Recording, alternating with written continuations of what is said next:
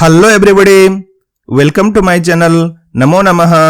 मणिका कक्षा 10 पाठ 2 नास्ति त्याग समम सुखम। त्याग के समान सुख नहीं है। इस पाठ की हिंदी व्याख्या और प्रश्न उत्तर अभ्यास करने जा रहे हैं। तो चलिए हम पाठ में प्रवेश करते हैं। पाठ के कम्युनिकेशन को समझते हैं।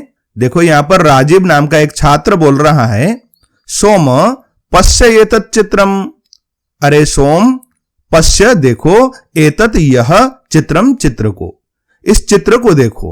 सोम कहता है अतीव सुंदरम, अतीव बहुत, सुंदरम सुंदर है, बहुत सुंदर है, ऐसा कहा।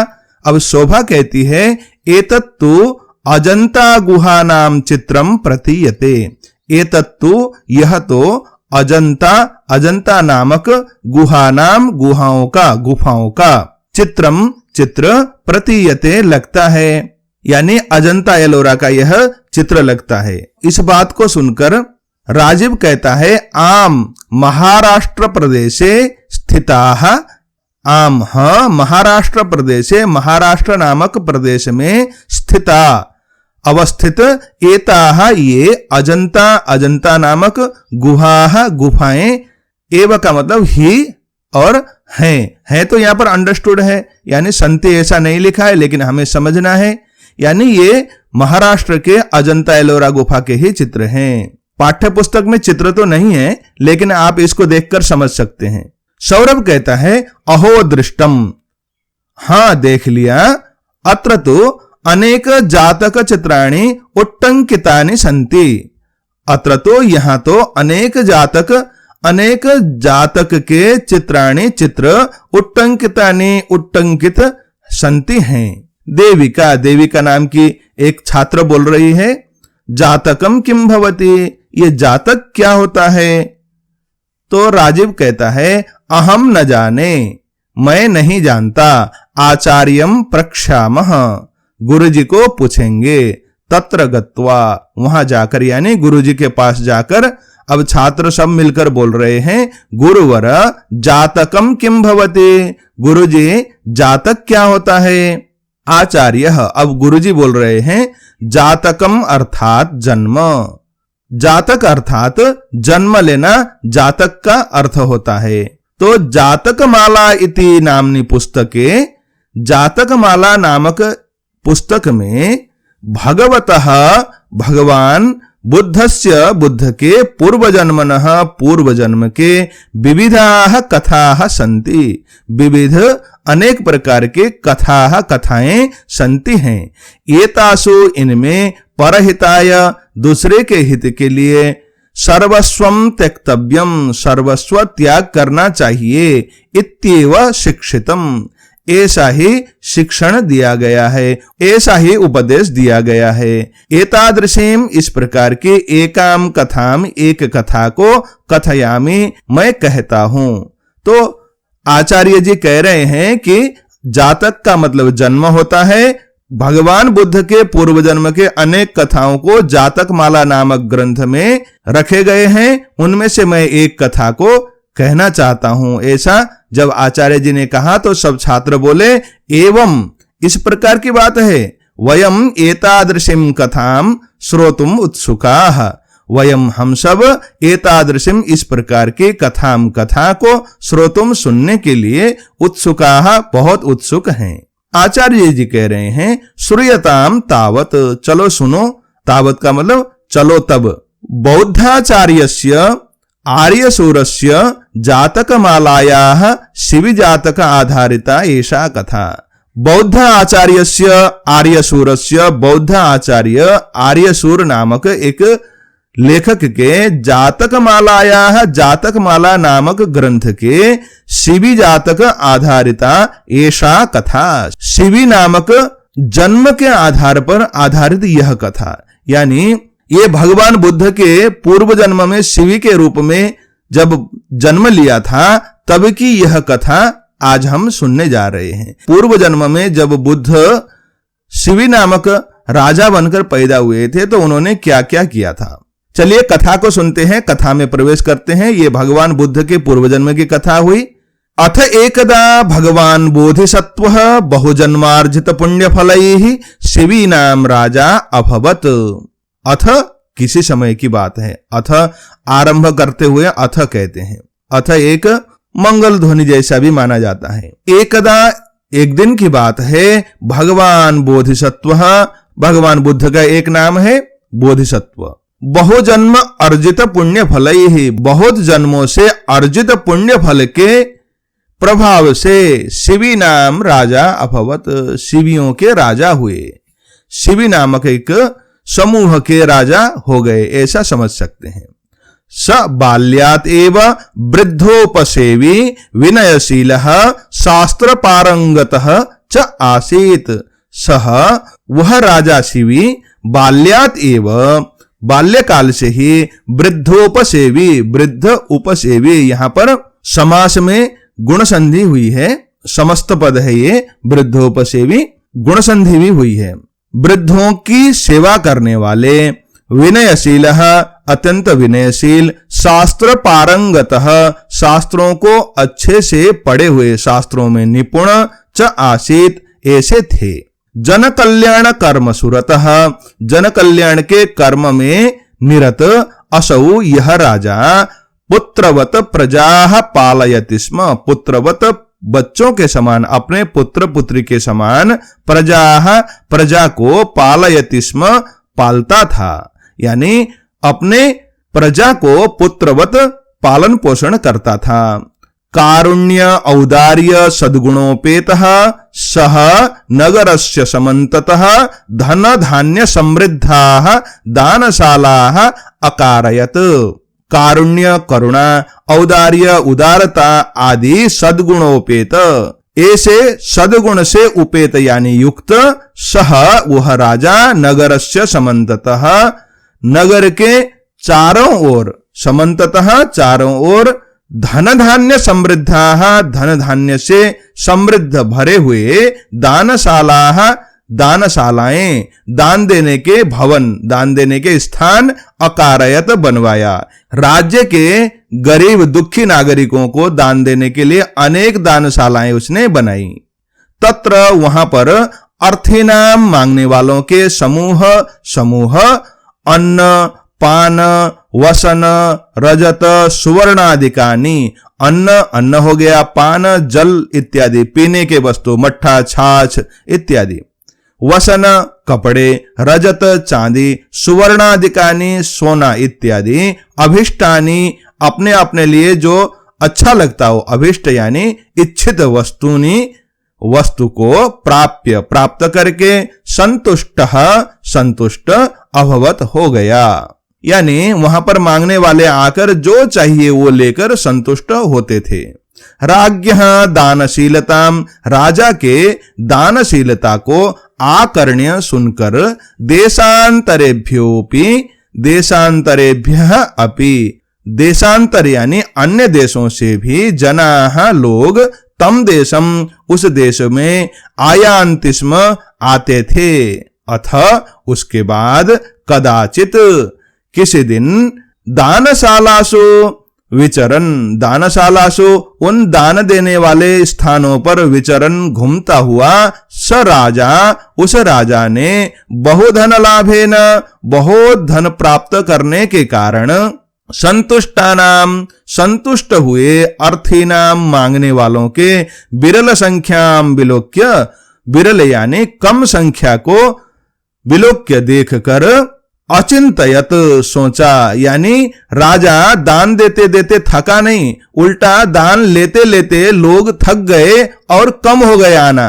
तो इस बात को देखकर उसको बड़ा मन में संदेह हुआ और सोचने लगा, मम अर्थिनः तु, मेरे यहाँ आने वाले याचक तो धन लाभ मात्रेण, धन मात्र पाकर, संतोषम भजन्ते, खुश हो जाते हैं, संतोष हो जाते हैं।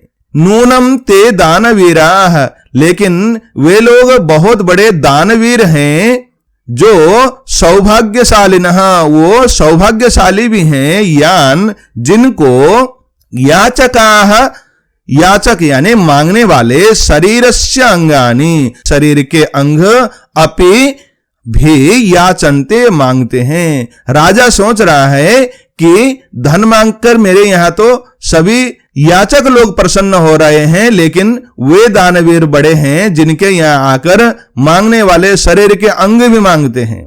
एवं राज्ञः, इस प्रकार राजा का स्वेषु गात्रेष्वपि, स्वेषु अपने, गात्रेषु अपि, यहां पर संधि हुई है, यण संधि है। गात्रेषु शरीर के अंग को हम गात्र कहते हैं, कभी कभी शरीर को भी गात्र कहा गया है। अपने अंग में भी, अपने शरीर के अंग में भी निरासक्तिम, आसक्ति का कम होना, लगाव का न होना, विज्ञाय, लगाव न होने को विज्ञाय, जानकर, सकलम ब्रह्मांडम, सारा ब्रह्मांड, सारा संसार, व्याकुलम संजातम, व्याकुल हो गया।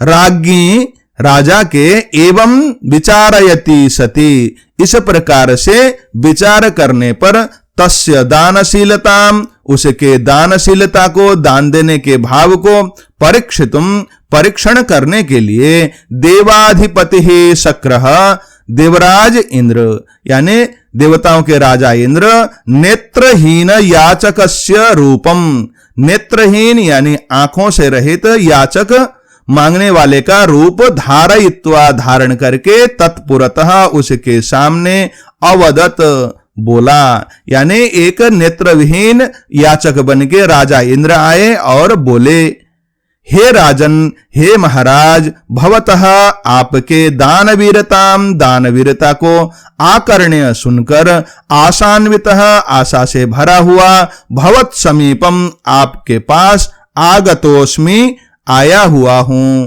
देव, हे राजा, हे महाराज, रवि शशि तारा मंडल भूषितम, रवि यानी सूर्य, शशि चंद्रमा, सूर्य चंद्रमा तारा आदि के मंडल से भूषित यानी उनके चमक से विभूषित, एतत जगत, इस जगत को, इस संसार को, कथमिव पश्येयम, कैसे देखूं, चक्षुरहीन, नेत्र से हीन। अब राजा ने एक सोचा ही था कि अंग दान करने वाले भी आए तो भी देने के लिए मैं उत्सुक हूं, ऐसा उसके मन में भाव आया था। इतने में देवराज इंद्र अंधे का रूप धारण करके मांगने के लिए पहुंच गए। डायरेक्ट मांगा नहीं, लेकिन उन्होंने कहा कि मैं आंखों से अंधा कैसे इस संसार को देखूं। तो राजा बोला, राजा उवाच, राजा बोला, भगवन, हे महाराज, भवन मनोरथम पूरयित्वा, भवन आपके मनोरथम, मनोरथ को, मन इच्छा को, पूरयित्वा पूरा करके, आत्मानम अपने आप को, अनुगृहीतम कर्तुम इच्छामि धन्य करना चाहता हूं। आदिश्यताम आदेश करें, किम करवाणी क्या करूं। विप्र उवाच, वह याचक ब्राह्मण बोला, मांगने वाला ब्राह्मण का रूप धारण करके इंद्र आया था। अब वो बोला, यदि भवान प्रीतः, यदि आप प्रीत यानी खुश हैं, संतुष्ट हैं, तदा त्वत्तः, तदा फिर त्वत्तः आपसे, एकस्य चक्षुषः एक नेत्र का, दानम इच्छामि दान चाहता हूं, ये न जिससे मम लोक यात्रा मेरी जीवन यात्रा निर्बाधा भवेत बाधा रहित हो सके। यानी अगर आप प्रसन्न हैं तो मुझे एक आंख दे दें जिससे मैं अपना जीवन सरलता से जी सकूं। मेरे आंख नहीं है दोनों, आप एक आंख दे दो। तत्श्रुत्वा उस बात को सुनकर राजा अचिंतयत राजा चिंतन करने लगा, सोचने लगा। लोके चक्षुर्दानम दुष्करम एव, लोके इस संसार में चक्षुर्दानम नेत्र दान करना दुष्करम एव बहुत कठिन है। नूनम ईदृशम दानम, नूनम अवश्य भी, ईदृशम इस प्रकार के, दानम दान को, इच्छन चाहता हुआ, अयम याचकः यह याचक यह मांगने वाला, केनापि प्रेरितः स्यात् किसी के द्वारा प्रेरित हुआ स्यात् होगा। वो सोचने लगा कि इसको किसी ने भड़काया तो नहीं है। मैंने अभी सोचा ही था, बात की ही थी कि हमारे यहाँ मांगने वाले बहुत कम हो रहे हैं और ये धन अन्न सोना चांदी इत्यादि से संतुष्ट हो रहे हैं, तो इतने में ये आ गया तो किसी के द्वारा भड़का कर तो नहीं आया, ऐसा सोच ही रहे थे, फिर मन में और बात आ गई उनके। अथवा भवतु नाम, इसका मतलब होता है कि चलो छोड़ो, ऐसी बातें सोचनी भी नहीं चाहिए, ऐसा उनके मन में भाव आया। और कहते हैं किम बहु चिंतने ना, क्या बहुत सोचना है। अरे क्या सोचना है, कोई मांगने के लिए अगर कोई हमारे पास किसी के भड़काया हुआ भी मांगने आया है तो कोई बात नहीं। इति विचार्य, ऐसा सोचकर राजा अभाषत, राजा बोले। अब राजा शिव बोलते हैं भो मित्र किम एकेन चक्षुषा, भो मित्र, अरे मित्र, किम एकेन, क्या एक चक्षुषा, नेत्र से, अरे एक नेत्र से क्या करोगे। अहम, मैं, भवते, आपको चक्षुर्द्वयमेव प्रयच्छामि, चक्षुर्द्वयमेव, दोनों आंखों को प्रयच्छामि, देता हूं, इति, ऐसा राजा बोले। यानी अरे एक आंख लेकर क्या करोगे, दोनों आंख में देने को तैयार हूं। राज्ञः नेत्रदानार्थम निश्चयं ज्ञात्वा, राज्ञः राजा के नेत्रदानार्थम, नेत्रदान के लिए, निश्चयं निश्चय को, ज्ञात्वा जानकर, अमात्याः राजा के जो मंत्री हैं, अमात्य का मतलब मंत्री, मंत्री विषण्णाः दुखे भूत्वा, होकर अवदन बोले। राजा के मंत्री बहुत दुखी हुए और कहते हैं महाराज अलम एतावता दुस्साहसेन, महाराज जी अलम बस करो, एतावता इतने बड़े, दुस्साहसेन दुस्साहस से, यानी भयंकर बड़ा दुस्साहस है, आप दोनों आंखें दे जाएंगे तो आप अंधे हो जाएंगे। प्रभूतम धनमेव दीयताम, बहुत सारा धन दे दो, धन से काम चला लेगा, अथवा बहुत सारे नौकर चाकर दे दो, वो उसकी सेवा करेंगे, आंख ना हो तो भी वो तो चलेगा, वो तो याचक है, आप तो राजा हो, आप दोनों आंखें दे रहे हो। किंतु राजा बोला अथ स राजा तान अवदत, फिर उस राजा ने मंत्रियों को बोला, मंत्रियों से कहा। अब एक श्लोक है उसको पढ़ते हैं। दास्यामीति प्रतिज्ञाय योन्यथा कुरुते मनः, कार्पण्य निश्चित मते कस्यात् पापतरस्ततः। इसका अन्वय है दास्यामी इति प्रतिज्ञाय, दास्यामी दूंगा, इति ऐसी, प्रतिज्ञाया प्रतिज्ञा करके, यह जो मनहा मन को, अन्यथा कुरुते दूसरा बना लेता है, यानी बाद में माइंड चेंज कर लेता है, मन गलत विचार की ओर चला जाता है, ऐसा कार्पण्य, ऐसे कंजूस, अनिश्चित मते है, अनिश्चित बुद्धि वाले से, ततः उससे भी अधिक पापतर, पापतर पापी कह स्यात्, कौन होगा, यानी जो दूंगा ऐसा कहकर नहीं देता है, मन को बदल देता है, ऐसे पापी से बढ़कर और कौन होगा। यानी मैं दूंगा कहा हूं तो मैं जरूर दूंगा, मेरा वचन खाली नहीं जाता है। ना हम स्वर्गम मोक्षम वा कामये, न मैं स्वर्गम स्वर्ग को, न मोक्षम न मोक्ष को, वा अथवा कामये कामना करता हूं, यानी मुझे स्वर्ग नहीं चाहिए, मोक्ष नहीं चाहिए,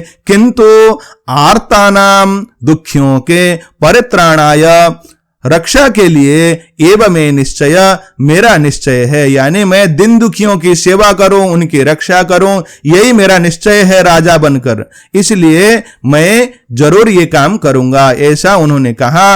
और आगे कहते हैं अस्य यांचा वृथा मास्तु, अस्य इसका, यांचा मांगना, याचना करना, वृथा बेकार, मां अस्तु बेकार न हो, इत्युक्त्वा ऐसा कहकर, स राजा उस राजा ने, वैद्योक्त विधिना, वैद्यों के द्वारा, वैद्य उक्त विधिना, ऐसा होता है वैद्य के द्वारा, उक्त कहे गए, विधिना विधि के द्वारा, नीलोत्पलम इव, नील कमल के समान, एकम चक्षुः एक आंख, शनैः धीरे से, अक्षतम समूचा, यानी अक्षत थोड़ा बहुत भी खरोच के बिना, उत्पाट्य उखाड़ कर, अपने आंख को वैद्यों के द्वारा कही हुई विधि से एकदम अक्षत उखाड़ कर, प्रीत्या प्रेम पूर्वक, याचकाय समर्पितवान, याचक को दे दिया। सह अपि उस याचक ने भी, तत्नेत्रम उस नेत्र को, उस आंख को, यथास्थानम ठीक जगह पर, अपने आंख के स्थान पर, अस्थापयत स्थापित कर लिया, यानी लगा लिया। ततो महिपालः, उसके बाद राजा शिवी ने द्वितीयम नेत्रमपि, दूसरे आंख को भी शनैः धीरे से निष्कास्य निकालकर तस्मै ददौ, उस याचक को दे दिया।